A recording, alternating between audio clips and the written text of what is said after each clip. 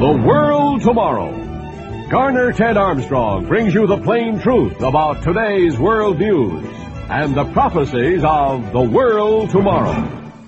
What would it take to convince you God exists? If He came down to talk to you, if He pronounced some strange things that were going to happen to you in the course of a few hours and then made them come to pass, or if He granted you 3 wishes and you could get those automatically by divine fiat immediately upon a flick of the magic wand, or if you saw some great sight that you simply could not explain by the tools of science, like somebody walking his duck on the water, or somebody maybe out walking in midair or flying without benefit of wings. People are very excited about miracles, about occultism, about the spirit world and spiritual things. Oh, there are tens of thousands of people who won't make a move politically, economically, and socially without first consulting their horoscopes. They believe that everything's got to be just right up in the heavens. Now, you know, that's some kind of a concern. I would say I'm searching for the word. I hate to use the word vanity because I don't want to hurt anybody's feelings, but just think of that. All those stars arranged up there just for you. That's convenient.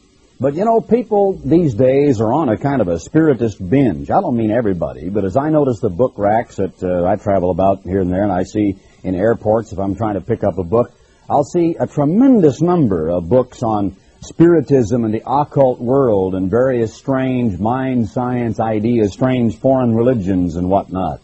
And it does show a heightened interest in a spirit world. People are really interested today. They want to know what's going on. And they come up with things of their own choice, just like shopping for church. I remember one young woman who told me she knew who she used to be. She meant that she was probably living the 2nd or 3rd or 10th time around. Well, when someone asked, a columnist asked Sir Bertrand Russell, now dead, famed British philosopher, a skeptic and agnostic, who died, I think, back in about 1970, after publishing an extensive autobiography, the 3rd section of which was replete with his belief that the world simply would not survive a nuclear holocaust. Someone asked him that question: what would it take to convince you there is a God? What kind of evidence? And here was his answer, and I quote his words, this back in, I don't know when he said it. It might have been 1969 or earlier. He said, I think that if I heard a voice from the sky predicting all that was to happen to me during the next 24 hours, including events that would have seemed highly improbable, and if all those events then proceeded to happen, I might perhaps be convinced at least of the existence of some superhuman intelligence. I can imagine other evidence of the same sort which might convince me, but so far as I know, no such evidence exists. Unfortunately, Sir Bertrand Russell missed the first series of programs we've been going through on 7 proofs God exists. Number 1 that we covered was life, or number 1, well, I better get them in correct order. Number 1 was law, means a lawgiver is required. Number 2 is life requires a life giver. Doesn't matter which order you put them in, they're all part of the 7. The 3rd is that creation, the existence of matter and of things, and the proof of no past eternity of matter demands a creator. The 4th was the sustaining of everything, kind after kind, the plant kingdom, the animal kingdom, and the fact really that man is not an animal, but is a completely different intelligent being very high above the most superior of all animals. But the fact of kind after kind means a sustaining, not only of life itself, but of the principles that operate in our entire ecosystem, the relationship of living creatures to each other and to their physical environment, that is like a pulsating machine that operates. There has to be a sustaining force, a sustainer. That was proof number 4. And the 5th proof that we have covered now for several programs is that of the miracle of design. That design requires to any intelligent thinking human being a designer. Randomness does not produce order. Chaos does not produce beautiful harmony. Accidents do not produce intricate design. That's logical. That is scientific, and that constitutes proof. Some interesting little sign is what the Pharisees wanted. During their day, the philosophers of that time who talked to Jesus Christ of Nazareth, even though many of them were firm believers in a spirit world, they just didn't believe who Jesus was. Others, of course, were more or less the mind science kind of people who denied the existence of a spirit world, an afterlife, a resurrection, and so on. And they were, well, there were the Essenes, the Herodians, the Pharisees, all these various minority religious sects of that day. Now, that was as much an irreligious time as ours, maybe more so. I think when some people read the Bible, or a little bit of it, as some people do once in a great while, maybe as they're about to die, but otherwise very seldom, they get the idea by reading a little bit of the Bible here and there that Jesus came during an age when there was a tremendous interest in religion, that all people talked about was religion. Back in Bible days, everybody went around talking about the Bible. Well, the Bible wasn't even written yet. It's like the old lady who wrote me a letter, little old lady, sweet little old lady, I'm sure, and she was really taking me to task because I was using one of these others once in a while. I usually use the King James because most people use it. This one is the Living Bible. It's by a man called Paraphrase. No, I'm kidding, but it's the Living Bible, and it enlarges the meaning a little bit, gives you some modern English instead of just the King James 1611 English. And she wrote me a letter and really took me to task. She said, Garner, Ted, don't you know if that King James Bible was good enough for the apostles, it's good enough for me. So I was really put in my place very well that time. Well, you know, some of these people came to Jesus seeking a sign, and what they wanted was for him to turn a tree black or the moon dark, or to have the sun do a couple of loops, or something weird that they could not understand by anything other than a metaphysical or a spiritual or a divine intervention. And he said, an evil generation seeks after a sign, but no sign shall be given to it but the sign of Jonah the prophet. And what was that? But 3 days and 3 nights. So, of course, the entire world rejected that sign. They really did. They claimed to believe in Jesus, but they've rejected the only sign as a perennial, perpetual sign of his messiahship, of his divine origin. The exact length of time he was in the tomb was the only sign he left. That's a sign that can be demonstrated by astronomy, by history, by the calendar, by the Bible itself, by the internal evidence in the Bible, once you demonstrate whether or not the Bible is true. And that merely means from the length of time in the tomb, 3 nights and 3 days, and you can begin counting on your fingers, or with a pencil, and you can't with a sharpened pencil in 1 million years get 3 nights and 3 days sandwiched in between a Good Friday sunset and an Easter Sunday morning tradition. It just doesn't fit. It's not my fault. I never tried to make it fit. I was born into the world, a ready-made world, just like you were. And I found most all the traditions were already established. You know, as far as I know, I haven't started a single tradition. I've never been responsible for creating a single holiday. I've never named a single special week, be kind to this or that week. I've never come along to change the habits of very many human beings. I have not the power to change my own habits, let alone yours. Only God can do that.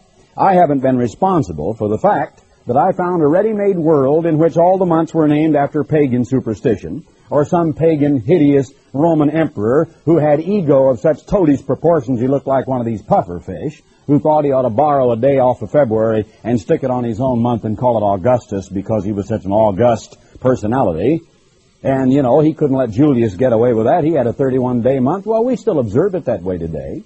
Tuesday isn't the day of Thus, it's the 3rd day of the week. We get to thinking it's the 2nd day of the week, I guess.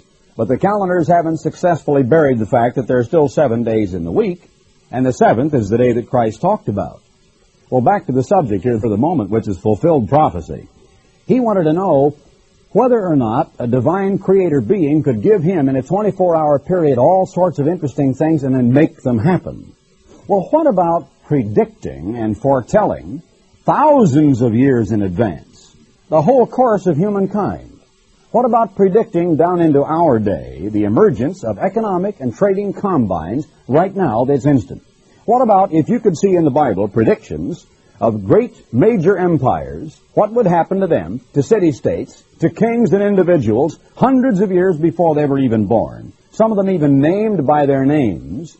What if you could see the population explosion, pollution, global crime, the moral decadence of our day, the sprawling problems in our cities that are blighted with crime and with the decay of our large institutions that seem unable to cope with them, of education, the home, religion, etc. If you could see the entire panorama of the problems of humankind spelled out for you in the Bible and see the predictions about what's going to happen from now right on out, would that demonstrate anything to you? And especially coming along as proof number 6, following those first 5 major proofs.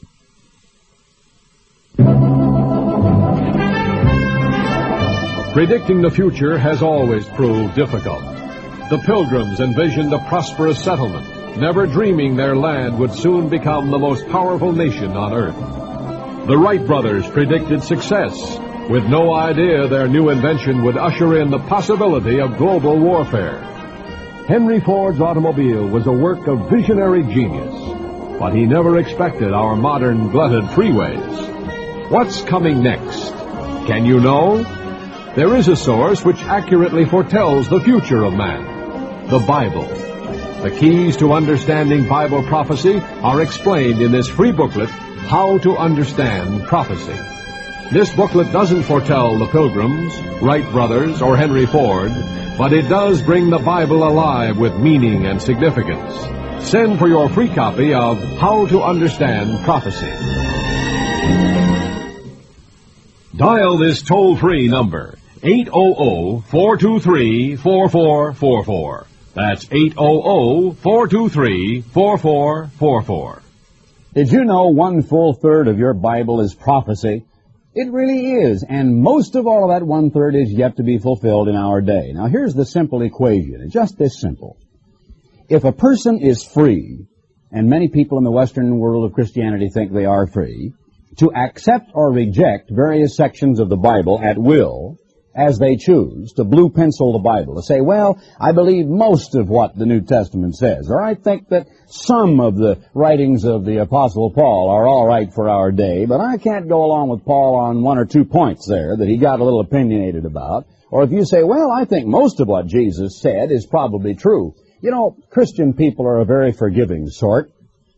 I have found that many church-going people are willing to overlook the fact that they think, it isn't a fact, but that they think that Jesus Christ got a little carried away every now and then. He began to kind of aggrandize who and what he really was. They think he was a nice man, a kindly man, a loving man, a strange man, way ahead of his day, a man that we can all admire, look up to, love, yes, maybe even worship, but a man who might have made some understandable mistakes. They look in the 24th chapter of the book of Matthew and they see prophecy after prophecy that has not yet been fulfilled, that talked of a time when the possibility of human extinction or annihilation, and you could only understand that in the day of the nuclear arsenals of the major powers, when human annihilation was a potential. And Christ spoke of that time, but they can't see that those prophecies have come to pass. So they say, well, maybe Christ got a little carried away, but we believe that we can still forgive him that. How about that? Men have it all turned around to where instead of Christ forgiving them, they're forgiving Christ for having made some mistakes. Here's the point. If any of the Bible is untrue, then you can't trust any of it. If anything Jesus said was untrue, was not quite right, was only slightly exaggerated, then you've got no business claiming him as your Savior, because someone so imperfect, who could have made mistakes, couldn't have been the Son of God. He might have just been a man, a wonderful man.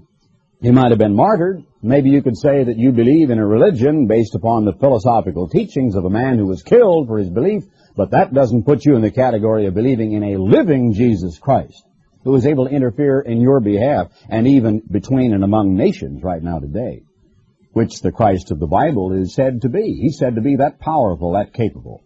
It's something to think about, at least. You know, you just can't accept here and there a little, a part of the Bible, and discard the rest of it. Either you accept it all, or you accept none of it. It's just that clear. 1/3 of the Bible is prophecy. But who were these prophets? It says of them that the New Testament church is built upon the foundation of the apostles and the prophets.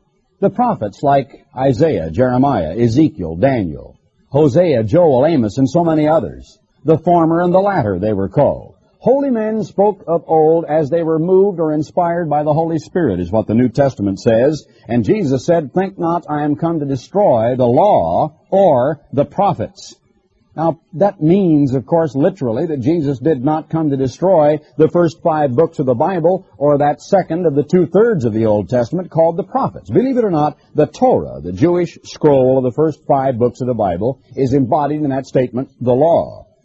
Now, I know it means the Decalogue because the Decalogue, or the 10 Commandments, in other words, is the basic root of that entire first 5 books of the Bible. That's the whole point, as it was codified and given to the ancient nation of Israel. But It includes in that first 5 books of the Bible an awful lot of other material, including genealogical tables, including the creation account, including the history of the early development of Israel, their captivity, the family of Abraham, Isaac, and Jacob, prophecies for our day, believe it or not, even way back in the book of Genesis. And Jesus said he did not come to destroy the law or the prophets. And people think he did.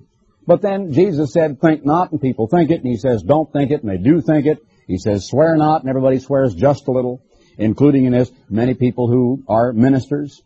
They think it's kind of cute to tell a little joke where they can get a little word about Christ or about the Lord in there in a kind of a swearing fashion without coming right out and cussing a little bit. And then everybody gets a good laugh out of it, and that's all right. It makes him one of the crowd.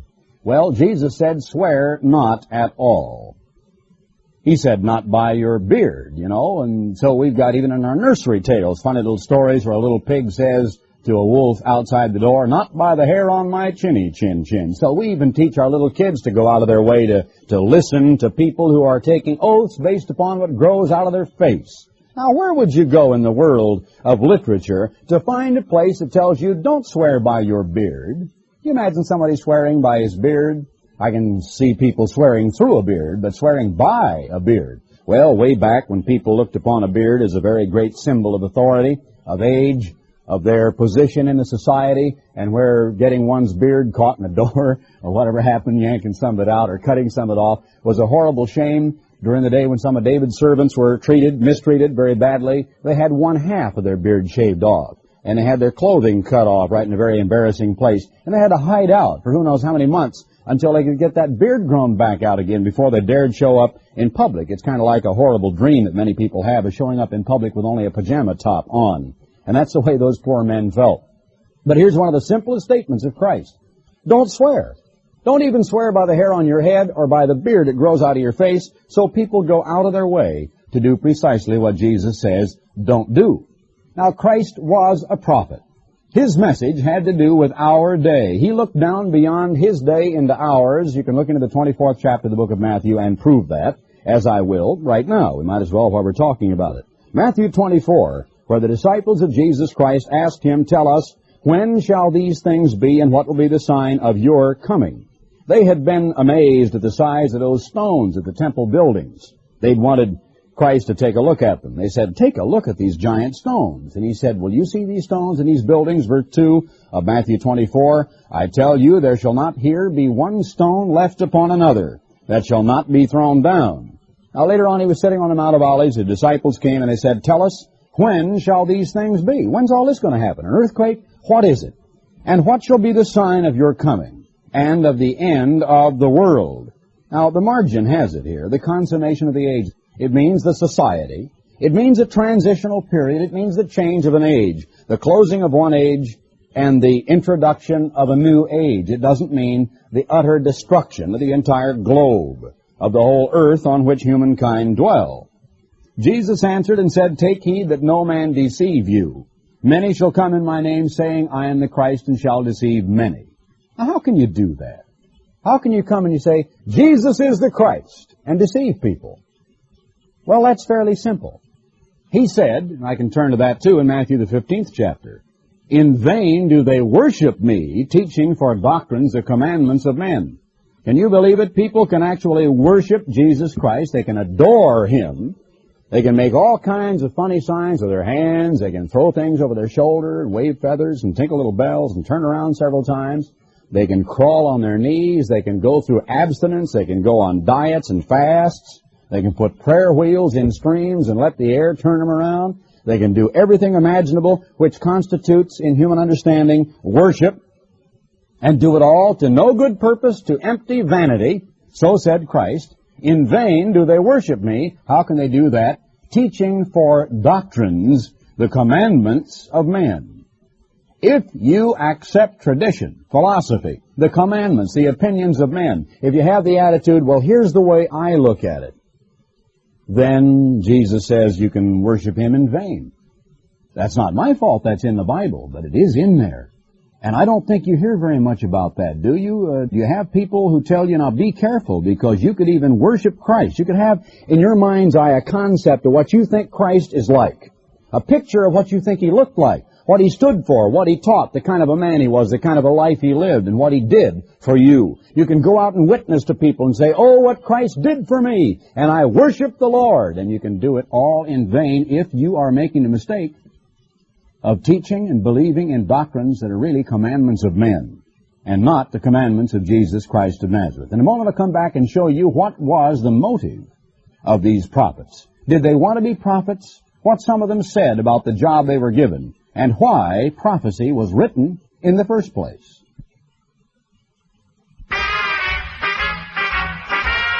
While people struggled through the Depression, the Plain Truth magazine was warning about European nationalism. When everyone sighed relief at the end of World War II, the Plain Truth was predicting the Middle East crisis. When Korea dominated the headlines, the Plain Truth was forecasting the formation of the common market. When the space race captured America's fancy, the Plain Truth was covering trade war and the rise of Japan, future supergiant. The Plain Truth magazine examines everything from world events to family life in the light of Bible prophecy, history written in advance. To keep ahead of today's world trends, request the Plain Truth magazine. After 40 years, still ahead of its time. Dial this toll-free number, 800-423-4444. That's 800-423-4444. Prophecy is dual. That is, it has a double meaning. Doesn't mean there's double talk involved. It means that just as you look at Matthew 24, and you see that most of these events Christ foretold did not occur at the destruction of Jerusalem in 70 A.D. Now, to bring you up to date on what many scholars seem to think, many do, well, I guess most think that what Christ said in Matthew 24 was all done away, was all fulfilled at the destruction of the city of Jerusalem in about 70 A.D. by the armies of Titus, the Roman emperor. Now, if that is true, then even his very first statement here was an error on Christ's part. It brings us back to the point I mentioned earlier. If Christ made a mistake in any of this prophecy, or anywhere else, then how do you know he didn't make a mistake about the total picture of what is salvation, of what is repentance, of what is sin, of what constitutes a Christian life? How can you know that Christ was right about anything if you think it was wrong about anything? Here in Matthew 24, in the very first few verses, verse 2 that I read, there shall not be left here one stone upon another that shall not be thrown down. I'm here to tell you that hasn't happened yet. You see, Ambassador College has been engaged in participation with one of the major archaeological projects of our day, the unearthing of the Herodian era, as it's called, Herodian period area there, underneath tons and tons of debris right at the ancient temple wall. Some of the very same stones those disciples showed Jesus Christ are still there, and they're still in place. Now, the upper stones were tossed down. The temple itself was completely destroyed and later razed. But the wall, the buildings of the temple, which is what they showed him, have not been totally destroyed.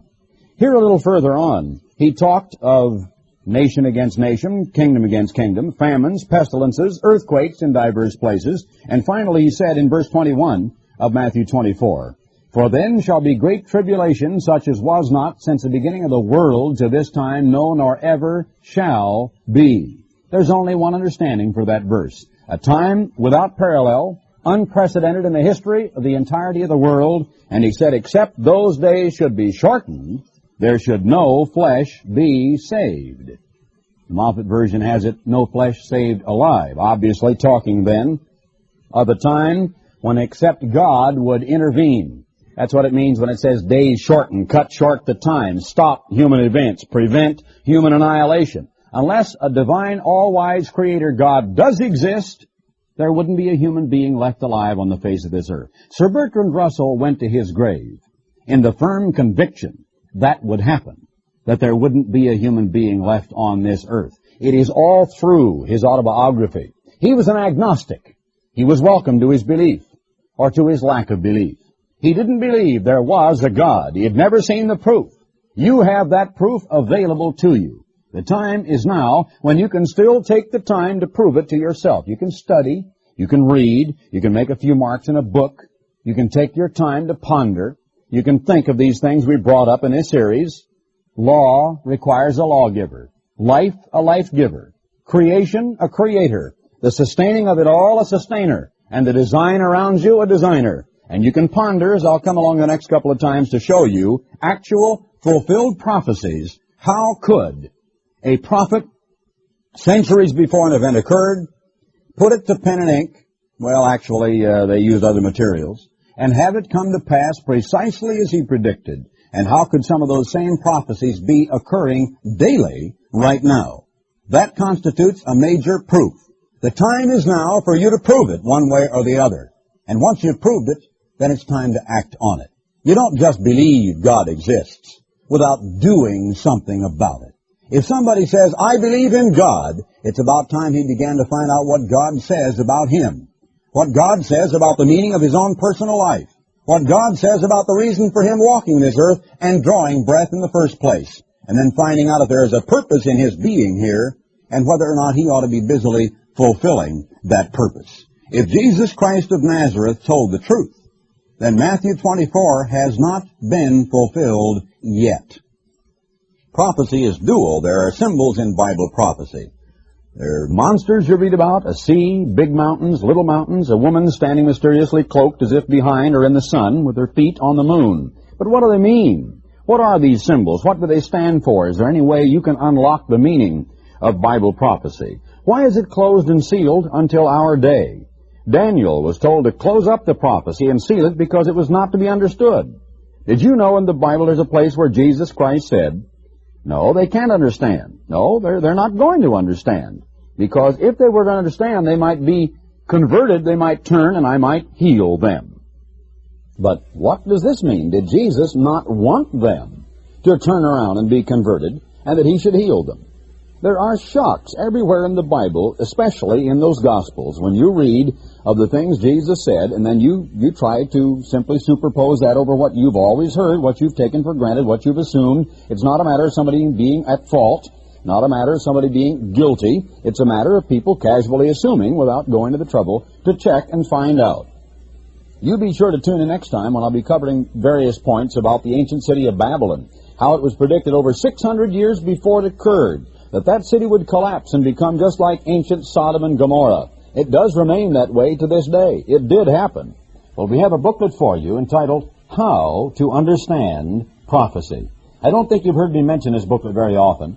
How to Understand Biblical Prophecy. It tells you exactly how to uncover the meaning of vitally misunderstood, oftentimes, prophecies of the Old Testament, such as some of the book of Ezekiel, Isaiah, Hosea, and so on. It tells you who the prophets were, how they were called, how the prophecies were preserved, and why they were written, and how it is they were written for our day. It takes you through, very briefly, the introduction to the book of Ezekiel, shows you how to understand that better, tells you about prophetic time lapses, prophetic symbolism, and shows you with proofs from the Bible how the Bible interprets itself and the common symbols that are used. Get your free copy. You can have it by return mail as soon as we receive your request. If you write to me, Garner, Ted Armstrong, Pasadena, California, and request the booklets I've announced and the plain truth.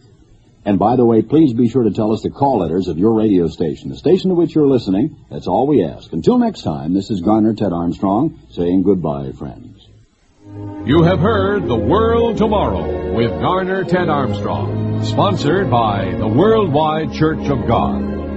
For literature offered on this program, send your requests along with the call letters of this station to Garner Ted Armstrong, Pasadena, California, 91123.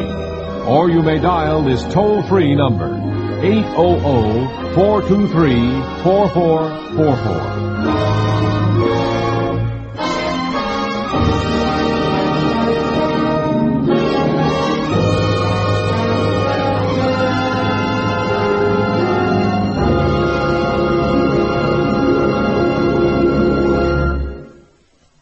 Additional programs and literature available at hwalibrary.com.